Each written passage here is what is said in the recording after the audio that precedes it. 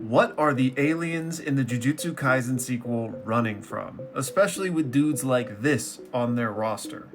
Let's talk about it. All right, so I've seen a lot of people wonder about this because we've got potentially 50,000 alien sorcerers aboard this spaceship, and they claim to be refugees. So, what are they refugees from? Is something pursuing them? And if so, what could that even be? Okay, first of all, I've seen a lot of people speculate what if they're running away from a merger that happened on their home planet? And this would be a way for Gege to reinsert that concept from JJK.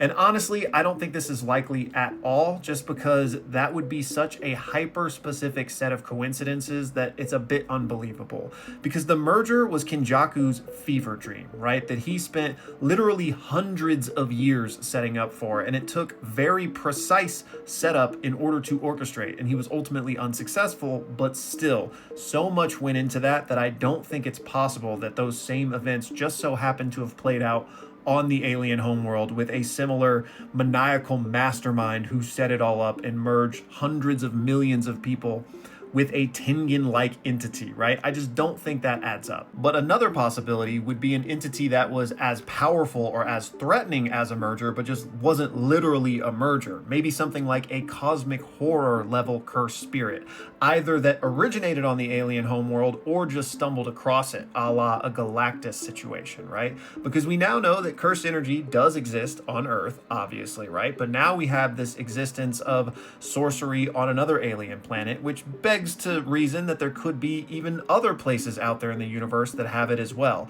So we know that cursed spirits can accumulate on a planetary level based on people's negative emotions. What if there's a cursed spirit based on a universal level of negative emotions that could form something eldritch horror-esque?